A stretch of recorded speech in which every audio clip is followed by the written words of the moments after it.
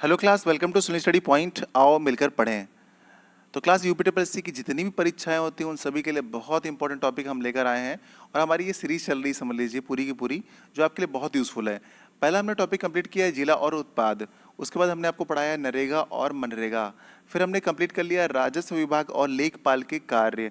आज हमारा टॉपिक जो है वो है लेखपाल भूमापन, मेजरमेंट, यानी कि लेखपाल में जो भूमापन होते हैं, जो भी मेजरमेंट वाले होते हैं, यंत्र होते हैं यानी कि डिवाइसेस होती हैं, और कौन कौन से मापन सामग्री होते हैं या फिर किस तरीके से मापा जाता है, इन सभी को हम आज डिस्कस करने वाले हैं। और जो भी वीडियो हम आपको दे रहे हैं, जो भी कंटेंट दे रहे हैं, उस कंटेंट से बाहर आपको कोई भी क्वेश्चन नहीं आएगा। कंप्लीटली हम पूरा कलेक्ट करके दे रहे हैं, जिससे कि आपको अलग से ना पढ़ना पड़े। सेपरेट सेपरेट टॉपिक हैं। इन टॉपिक को पढ़ने के बाद आपकी तैयारी बहुत अच्छी हो जाएगी। तो चलिए शुरू करते हैं लेखपाल भूमापन आज।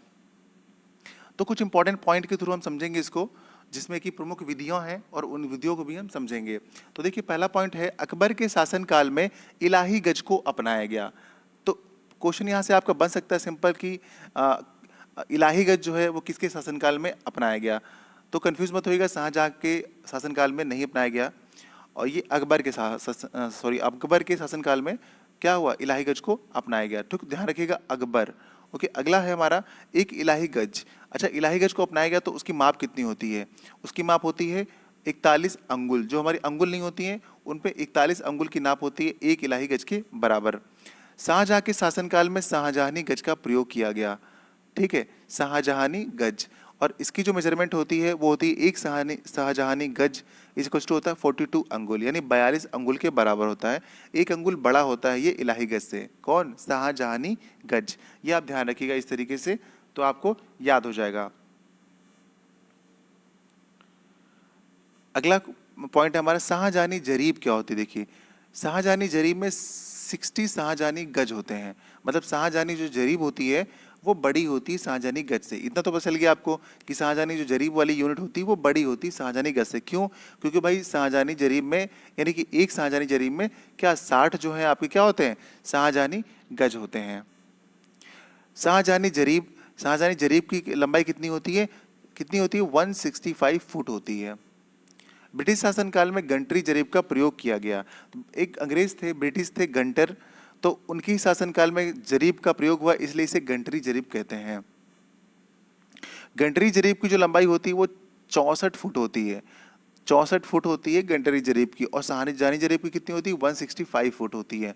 इसे आप ध्यान रखिएगा, बहुत इंपॉर्टेंट है क्वेश्चन ये। अगला पॉइंट है हमारा एक पक्का बीघा। एक पक्का बीघा किसके बराबर होता है? देखिए, एक पक्का बीघा जो है आपका इक्वल होता है 3025, यानी 3025 वर्ग गज के बराबर होता है एक पक्का बीघा।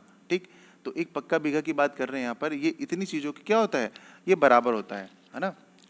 एक पक्का बीघा में आप ध्यान से समझिए तो 5 × 5 यानी 55 × 55 क्या होते हैं आपके, यार्ड भी होते हैं, अगर आप ध्यान देंगे इसमें। और इसमें अगर बात कीजिए मरला, तो इसमें 100 जो होते हैं वो क्या होते हैं, मरला होते हैं। एक यूनिट होती है मरला, तो 100 मरला होते हैं आपके एक पक्का बीघा के अंदर।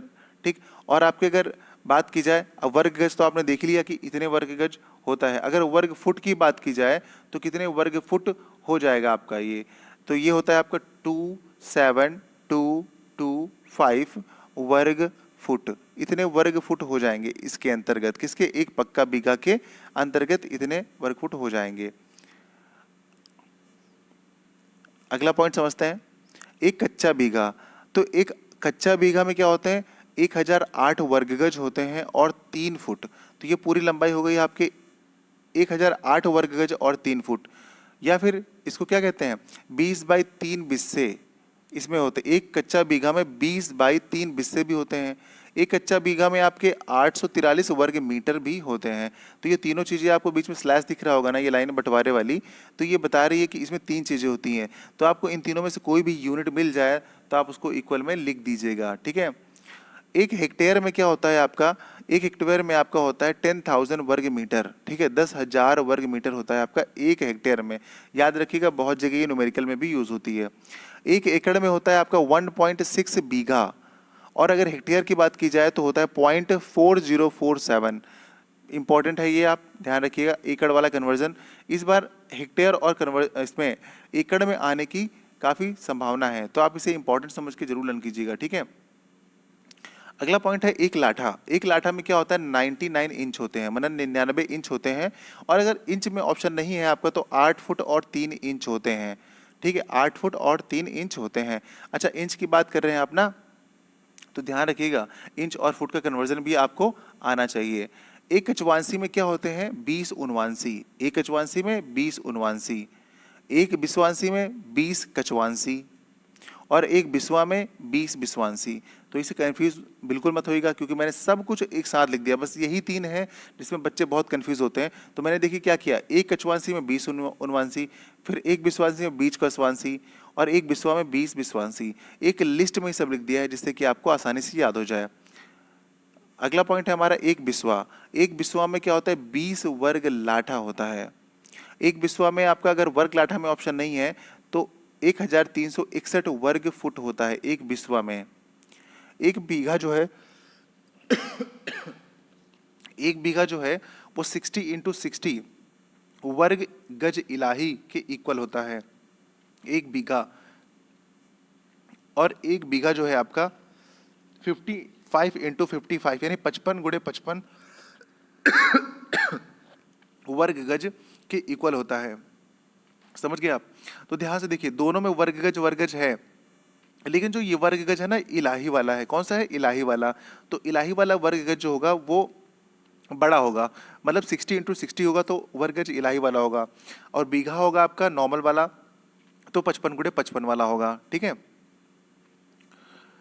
मध्य भारत में एक बीघा जो है वो 0.253 हेक्टेयर के बराबर होता है। शाहजहानी जरीब में 99 इंच लंबी कुल 200 कड़ियां होती हैं। बहुत इंपॉर्टेंट है कि शाहजहानी जरीब जो है उसकी लंबाई तो 99 इंच होती है, लेकिन उसमें कड़ियां कितनी होती हैं, तो 200 कड़ियां होती हैं। शाहजहानी जरीब से किया गया मापन याक वास्ट सर्वेक्षण कहलाता है। तो अगर शाहजहानी जरीब से सर्वेक्षण किया गया है, कोई मापन किया गया है, तो उसको क्या बोलेंगे, याक वास्ट सर्वेक्षण।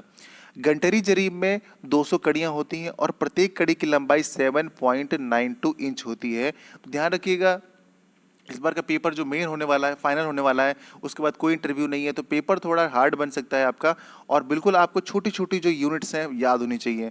तो ध्यान रखिए, 200 कड़ियाँ तो होती हैं गंटरी जरीब में, लेकिन प्रत्येक जो कड़ी होती है उसकी लंबाई कितनी होती है, 7.92। तो ये भी आपको ध्यान रखना है कि कितने इंच होती है।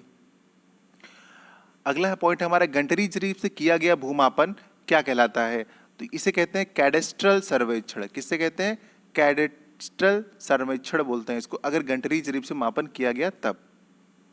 मीट्रिक जरीब की लंबाई कितनी होती है, 20 मीटर होती है मीट्रिक जरीब की लंबाई। इस जरीब में 20 सेंटीमीटर की 200 कड़ियां लगी होती हैं, मतलब 20 सेंटीमीटर की कितनी कड़ियां होती हैं, 200 कड़ियां लगी होती हैं। और 20 मीटर इसकी क्या होती है, टोटल लंबाई होती है मीट्रिक जरीब की। पिछले वर्षों में पूछे गए प्रश्नों को अब करते हैं। जितने भी हमारे पॉइंट थे उन सभी को हमने आपसे डिस्कस कर दिया है, इससे बाहर बिल्कुल नहीं आएगा। अब देखिए, जो क्वेश्चन है ये पिछले वर्षों में पूछे गए क्वेश्चंस हैं, और उन्हीं पर आधारित हमने कुछ नए इंपॉर्टेंट क्वेश्चन आपके लिए सेलेक्ट किए हुए हैं। तो उनको आप टेस्ट की तरह करिए, देखिए आपके कितने क्वेश्चन सही होते हैं। तो चलिए स्टार्ट करते हैं। धरातल पर मापी गई 36 दूरियां, कोणों एवं ऊंचाइयों को मानचित्र पर प्रदर्शित करने की कला को क्या कहते हैं? इसका सही आंसर हो जाएगा ए, मानचित्र कला। यह प्रश्न भी आपका 2015 में पूछा गया था। इस प्रदेश में प्रचलित धरातल की माप में कौन सा सही नहीं है? मतलब जो भी आपकी यहाँ पर धरातल यानी पृथ्वी की जो भी माप की जाती है, जो खेतों की माप की जाती है, इनमें से कौन सा सही नहीं है? ए है आपका 20 कचवांसी बराबर 1 बिस्वांसी, ये तो सही है। 20 बिस्वांसी बराबर 10 बिस्वा, ये आपका गलत हो गया। 20 बिस्वा बराबर 1 बीघा, ये भी सही है। 1 बीघा बराबर 55 गुणे 55 वर्ग गज, ये भी सही है। मतलब ये वाला हमारा गलत है, बी वाला। यानी कि यहाँ पर क्या होना चाहिए, 1 बिस्वा। कितना होना चाहिए, 1 बिस्वा होना चाहिए। 1 बिस्वा बराबर कितना होता है, 20 बिस्वांसी। ठीक है। मध्य भारत में 1 बीघा कितने हेक्टेयर के बराबर होता है? इसका सही आंसर हो जाएगा आपका ए, 0.2529। ये प्रश्न भी आपका आया था 2015 में। 1 एकड़ कितने वर्ग गज के बराबर होता है? इसका सही आंसर हो जाएगा ए, 4840 यानी 4840। ये प्रश्न भी आपका 2015 में देखिए पूछा गया है। ये सारे प्रश्न पूछे गए हैं, देखिए इसी लेवल के क्वेश्चन आते हैं। तो आपको अंदाजा लग रहा होगा कि इसी प्रकार की मैंने पूरी की पूरी जानकारी आपको इस वीडियो में प्रोवाइड कर रखी है। अब देखिए एक एकड़ में कितने बीघा होते हैं। अगर बीघा पूछा जाएगा तो एक एकड़ में होते हैं 1.6 बीघा। ठीक है, कितना होता है? 1.6 बीघा होता है। अगर यहीं पर बात करते हैं वर्ग गज कितना होता है एक बीघा में, एक बीघा में कितना वर्ग गज होता है, तो आपका हो जाएगा कितना 3025 इतना होता है आपका वर्ग गज। ठीक है, ये वर्ग गज हो गया। और यहाँ पर एक एकड़ में कितने वर्ग गज होते हैं हम ये पढ़ रहे थे। ठीक, अगर एक हेक्टेयर में कितना बीघा होता है आपसे ये पूछा है, तो एक हेक्टेयर में कितना बीघा होता है, तो 3.95 इतना बीघा होता है। चलिए अगला प्रश्न देखते हैं। एक कृषि खेत के मापन की सर्वोत्तम विधि क्या है? ये आपका आया था 2008 में प्रश्न। तो इसका सही आंसर हो जाएगा जरीब। देखिए सर्वोत्तम जो विधि होती है ना वो जरीब है। आपकी खेत को मापने की जो सबसे अच्छी विधि होती है उसको जरीब कहा जाता है। जरीब इसके माध्यम से कृषि के खेत का सार्थक मापन किया जाता है, मतलब कोई त्रुटि होने के चांसेस ज़्यादा नहीं होते हैं।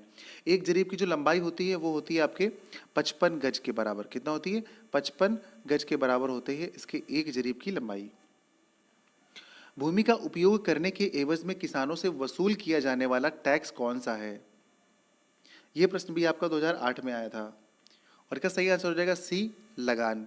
सी लगान। वर्तमान समय में लगान के स्थान पर भू राजस्व की वसूली मालगुजारी के रूप में की जाती है, जो सरकार द्वारा किसी अधिनियम द्वारा बनाए गए नियमानुसार लगाया जाता है। जरीब लाइन की ओर जाने वाली मेड़ को क्या कहा जाता है? इसके आने की भी चांसेस हैं, इंपॉर्टेंट क्वेश्चन है ये। तो देखिए इसको कहा जाता है दाखली मोड़। ए हमारा सही आंसर हो जाएगा। खेत की दो मेड़ों को आपस में जोड़ता है तो उसे दो मेड़ा कहते हैं। जो तीन मेड़ों को आपस में जोड़ता है उसे सह मेड़ा कहते हैं, और जो चार मेड़े जहाँ पर आके मिलती हैं उसे चौमेड़ा कहते हैं। अगर तीन मेड़े मिलती हैं तो उसे सह मेड़ा कहते हैं। ध्यान रखिएगा सह मेड़ा वाला इस बार के लिए काफ़ी इंपॉर्टेंट है, सह मेड़ा वाला। ठीक है, इस प्रश्न का तो उत्तर हमारा दाखली मोड़ हो जाएगा। एक बिस्वा का एक बीघा से क्या अनुपात होता है? सही आंसर है डी, एक बीसवां। मानचित्र का विवर्तन और लघुकरण किस यंत्र द्वारा होता है?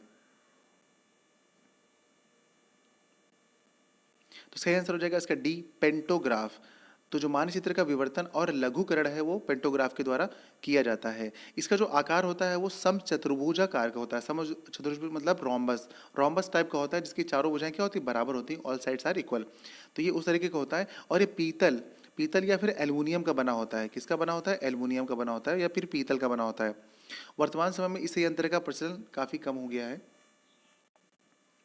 किस यंत्र की सहायता से क्षैतिज एवं ऊर्ध्वाधर कोणों की सही माप किया जाता है? सही सही मापन किया जाता है। किसका? क्षैतिज एवं ऊर्ध्वाधर।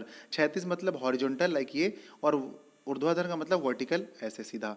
तो ये किया जाता है। तो आपको बताना है इसमें कौन सा यंत्र है।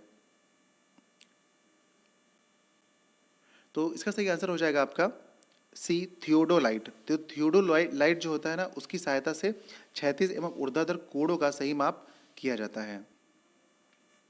साथियों हमने जितनी भी जानकारी लेनी थी वो सारी सारी हमको मिल चुकी है। इससे बाहर आपका कोई भी क्वेश्चन नहीं आएगा। वीडियो आपको पसंद आया तो लाइक कर दीजिए, और नहीं पसंद आया तो आप डिसलाइक भी कर सकते हैं। ज्वाइन हो जाइए हमारे साथ, सब्सक्राइब कर लीजिए चैनल को और बेल आइकन जरूर दबा दीजिएगा, जिससे कि जैसे मैं वीडियो डालूँ फटाफट आपके पास पहुँच जाए।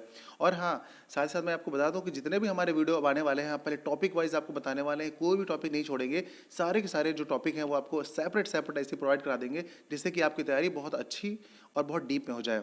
तो थैंक यू आप सभी का वीडियो देखने के लिए।